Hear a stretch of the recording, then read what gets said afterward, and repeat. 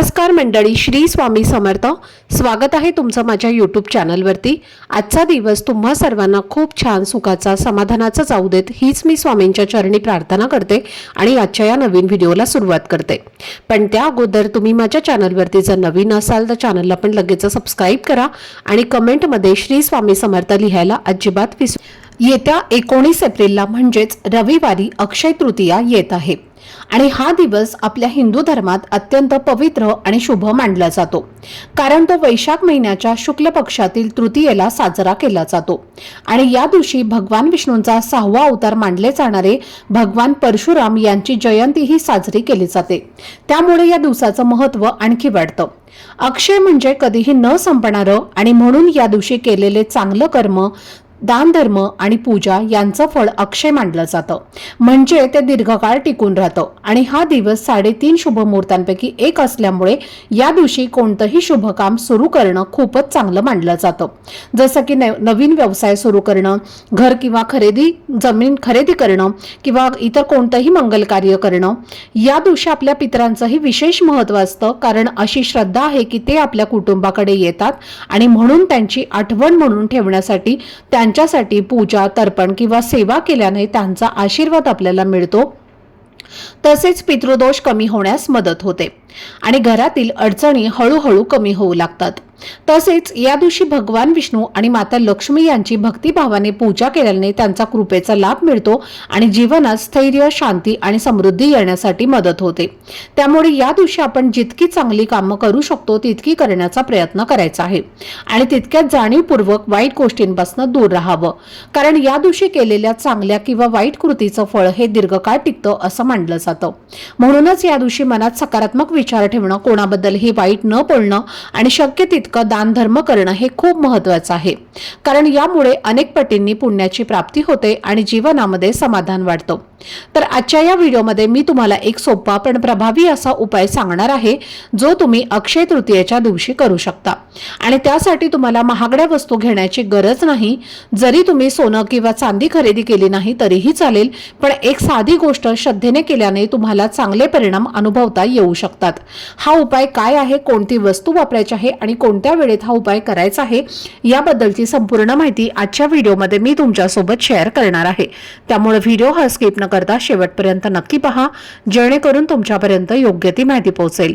आणि तुम्ही माझ्या चॅनलवरती जर नवीन असाल तर चॅनलला पण लगेच सबस्क्राईब करा आणि बेल आयकॉनला पण प्रेस करा, म्हणजे मी जेव्हा कधीही नवीन व्हिडिओज अपलोड करेन त्याचं नोटिफिकेशन सर्वात आधी तुम्हाला मिळेल आणि तुमचा एकही व्हिडिओ हा मिस होणार नाही. तसेच हाय बटन देखील क्लिक करा.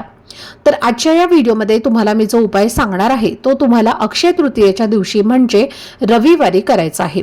आणि या उपायासाठी कोणताही कठीण नियम नाही, कारण तुम्ही तो दिवसभरामध्ये कधीही करू शकता.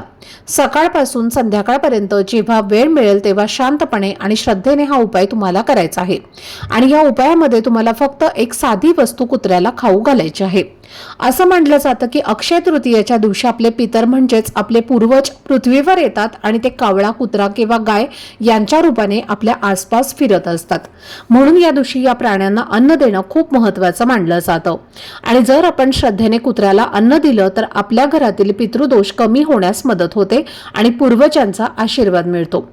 जेव्हा पितर नाराज असतात तेव्हा जीवनात अनेक अडचणी निर्माण होतात, जसं की पैसा टिकत नाही, मेहनतीचं फळ मिळत नाही, घरातील कामं अर्धवट राहतात, लग्नाचे योग जुळत नाहीत किंवा जुळले तरी ते टिकत नाहीत, कधी महत्त्वाची कामं शेवटच्या क्षणी बिघडतात, मुलांच्या प्रगतीत अडथळे येतात, घरात तणाव वाढतो आणि अशा अनेक समस्या निर्माण होऊ शकतात. त्यामुळे पूर्वजांची कृपा मिळणं खूप आवश्यक मानलं जातं. असंही सांगितलं जातं की जर पितर नाराज असतील आणि आपण कितीही पूजा, व्रत किंवा उपाय केले तर त्यांचं पूर्ण फळ हे आपल्याला मिळत नाही. म्हणून सर्वप्रथम पितरांची सेवा आणि त्यांना संतुष्ट करणं खूप महत्त्वाचं आहे. आणि अक्षय तृतीया हा दिवस असा आहे की या दिवशी केलेले उपाय विशेष फलदायी ठरतात. म्हणून या दिवशी सकाळी लवकर उठून स्वच्छ स्नान करा. शक्य असेल तर आंघोळीच्या पाण्यात थोडंसं गंगाजल आणि हळद टाका, ज्यामुळे मन आणि शरीर शुद्ध होईल. त्यानंतर देवघरामध्ये जाऊन देवांची पूजा करा, धूपदीप अगरबत्ती लावून वातावरण प्रसन्न करा आणि मग हा उपाय श्रद्धेने करायला सुरुवात करा। आणि यानंतर तुम्हाला अक्षय तृतीयेला सकाळीच तुमच्या देवघरामध्ये माता लक्ष्मीचा फोटो असेल, मूर्ती असेल तर त्यांच्या समोर तुम्हाला 16 मुखी दिवा आवर्जून लावायचा आहे। थोडंसं गव्हाचं कणिक मळा, त्यामध्ये हळद टाका आणि असा कणकेचा 16 मुखी दिवा तुम्हाला तयार करायचा आहे। त्यामध्ये शक्यतो तूप घाला, तूप नसेल तर तेल घाला आणि असा 16 मुखी दिवा जो आहे तर तो तुम्हाला माता लक्ष्मी समोर तुमच्या देवघरामध्ये लावायचा आहे।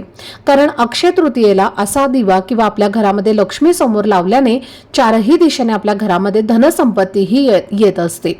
घरामध्ये माता लक्ष्मी अखंड स्वरूपात वास करते। आणि त्यानंतर तुम्हाला कुत्र्याला ही जी एक वस्तू मी तुम्हाला सांगणार आहे तर ती खाऊ घालायची आहे। आता तुम्हाला हा उपाय करण्यासाठी जेव्हा तुम्ही सकाळी स्वयंपाक करणार आहे तर तेव्हा स्वयंपाक करताना जी काही चपाती किंवा भाकरी तुम्ही बनवणार आहे तेव्हा जी शेवटची भाकरी असते ना तर ती तुम्हाला घ्यायची आहे किंवा शेवटची चपाती तुम्हाला हा उपाय करण्यासाठी घ्यायची आहे। या दिवशी पहिली चपाती तुम्ही गाईलाच खाऊ घालायची आहे। पहिली चपाती बनवली की त्यावरती गुळाचा खडा ठेवायचा आहे आणि अशी ही चपाती तुम्हाला गाईला खाऊ घालायची आहे। आणि शेवटची भाकरी किंवा चपाती असणार आहे तर ती तुम्हाला एका ताटामध्ये घ्यायची आहे आणि त्या भाकरीला किंवा चपातीला तुम्हाला एक मोहरीच्या तेलाचं बोट जे आहे तर ते ओढून घ्यायचं आहे। जास्त तेल लावायचं नाही, अगदी थोडंसं तेल लावायचं आहे। कारण पहा, कुत्रा जो असतो ना तर तो तेलकट पदार्थ जास्त खात नाही, म्हणूनच एकच बोट तुम्हाला ओढून घ्यायचं आहे। त्यानंतर त्या भाकरीवर तुम्हाला एक थोडासा गुळाचा खडा ठेवायचा आहे, जास्त ठेवायचा नाही कारण कुत्र्यांना जास्त गोड पदार्थ खाऊ घातले जात नाहीत। तर अगदी छोटासा एक गुळाचा खडा ठेवायचा आहे आणि त्यासोबतच तुम्हाला थोडीशी चणा डाळ ठेवायची आहे। भिजवलेली चणा डाळ असेल तर अतिशय उत्तम, किंवा तुम्ही तशीच अगदी थोडीशी 5-7 दाणे जरी ठेवले तरी सुद्धा चालेल। आणि कुत्र्यांना चणा डाळ जी आहे तर ती खूप जास्त आवडते कारण त्यामागे सुद्धा एक शास्त्र सांगितलं जातं। त्यानंतर तुम्हाला सोबतच थोडासा भंडारा घ्यायचा आहे आणि या दोन्ही वस्तू घेऊन तुम्हाला कुत्र्याजवळ जायचं आहे। आता हा कुत्रा तुमच्या घरचा असेल, शेजाऱ्यांचा असेल किंवा कुठला बाहेरचा कुत्रा असेल तरी सुद्धा चालेल। आता कुत्र्याजवळ गेलं की थोडासा भंडारा तुम्हाला त्या कुत्र्याला लावायचा आहे आणि त्यानंतर ही भाकरी किंवा चपाती जी आहे तर ती तुम्हाला पूर्वजांचं नामस्मरण करायचं आहे आणि त्यांची आठवण काढून तुम्हाला ती भाकरी किंवा चपाती जी आहे तर ती कुत्र्याला खाऊ घालायची आहे। आणि जेव्हा तुम्ही खाऊ घालणार आहे तेव्हा तुम्हाला ओम पितृदेवताय नमः, ओम पितृदेवताय नमः असं म्हणायचं आहे। पितरांची क्षमा याचना करायची आहे। आमचं काही चुकलं असेल तर आम्हाला माफ करा अशी मनोभावे प्रार्थना करायची आहे। आणि जर तुम्हाला या दिवशी काळा कुत्रा दिसलाच तर त्या कुत्र्याला तुम्ही खाऊ घालण्याचा जास्तीत जास्त प्रयत्न करा। काळा कुत्रा नाही दिसला तर इथं कुठल्याही रंगाचा कुत्रा असेल त्याला सुद्धा तुम्ही खाऊ घालू शकता। आणि जर तुम्ही बाहेर कुठे चालले आहे, रस्त्याने तुम्हाला एखादा काळा कुत्रा दिसला तर एक बिस्किटचा पुडा घ्या आणि त्याला खाऊ घाला। आणि जर या दिवशी तुम्हाला कुत्र्याला भाकरी घालणं खाऊ शक्य झालं नाही आणि जर तुमच्याकडे मोहरीचं तेलच नसेल तर मग काय करायचं आहे, अशा वेळी थोडासा दही भात शिजवायचा आहे। थोडा भात शिजवा आणि त्यावरती 1 चमचाभर दही टाका आणि हा जो दही भात आहे तर तो कुत्र्याला खाऊ घालायचा आहे। तर पहा, पूर्वजांना सुद्धा दही भात हा ठेवला जातो आणि म्हणून चपाती ठेवणं शक्य नसेल तर तुम्ही थोडासा दही भात तुम्ही कुत्र्याला खाऊ घातला तरी सुद्धा चालेल। जर आपण अक्षय तृतीयेला कुत्र्याला दही भात खाऊ घातला तरी कितीही प्रकारातला म्हणजे कितीही प्रखर पितृदोष असेल तर तो दूर होतो। तुमच्या कुंडलीमध्ये जर राहू केतूचा, शनीचा वाईट प्रभाव असेल तर तो सुद्धा यामुळे दूर होतो। कारण पहा, कुत्रा हा केतू ग्रहाचा प्रतीक आहे। पांडव यांच्या स्वर्ग यात्रेदरम्यान युधिष्ठिर यांच्यासोबत कुत्रा स्वर्गात गेला होता, त्यामुळे अक्षय तृतीयेला कुत्र्यांची सेवा केल्यास केतू प्रसन्न होतो आणि त्यानंतर जीवनात कधीही कोणतीही समस्या येत नाही। तसेच हा उपाय केल्याने पैशांची कमतरता दूर होते, व्यवसायामध्ये चांगलं यश मिळतं, कर्जापासून सुटका होते, नोकरी समस्या असेल तर त्या सुद्धा दूर होतात, तुमचं आरोग्य हे चांगलं राहतं आणि घरात सुख शांती राहते, शत्रू सुद्धा कमकुवत होतो आणि होणारा शत्रूंचा त्रास हा सुद्धा संपूर्णपणे नष्ट होतो। म्हणून हा उपाय तुम्ही अक्षय तृतीयेला आवर्जून करायचा आहे। त्याचबरोबर या दिवशी तुम्हाला तुमच्या घराच्या टेरेसवरती, बाल्कनीमध्ये किंवा अंगणामध्ये कावळ्यांना पिण्यासाठी पाणी ठेवायचं आहे। थोडासा दहीभात हा सुद्धा कावळ्यांना खाण्यासाठी ठेवायचा आहे। कारण या दिवशी पहा, कावळे आपल्या पूर्वजांच्या स्वरूपात आपल्या घरी येत असतात आणि ते आपल्याला भेटत असतात आणि म्हणूनच त्यांचा आशीर्वाद प्राप्त करून घेण्यासाठी आपल्याला कावळ्यांना सुद्धा खायला ठेवायचं आहे।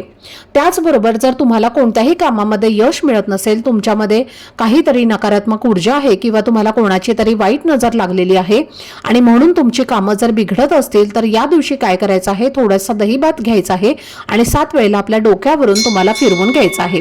ज्या प्रकारे घड्याळाचा काटा फिरतो त्या प्रकारे, आणि त्यानंतर तुम्हाला हा कुत्र्याला खाऊ घालायचा आहे. त्यामुळे नकारात्मक ऊर्जा जी आहे तर ती दूर होते. आणि खास करून मुलांसाठी हा उपाय तुम्ही अक्षय तृतीयेला नक्कीच करू शकता, कारण मुलांना जर नजर जी आहे तर ती खूप लवकर लागते.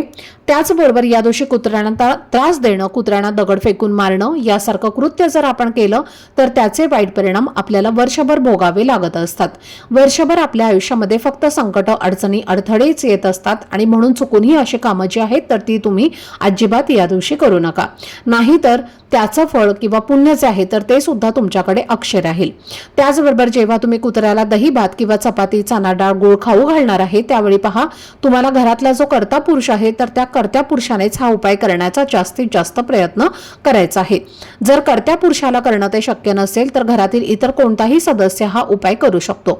पण पहा, पितृपक्षामध्ये सुद्धा जेव्हा आपण कावळ्यांना घास टाकतो, पितरांना घास देतो, तेव्हा सुद्धा घरातल्या कर्त्या पुरुषानेच हा घास टाकायचा असतो आणि म्हणून हा उपाय सुद्धा शक्यतो घरातील कर्त्या पुरुषानेच करावा.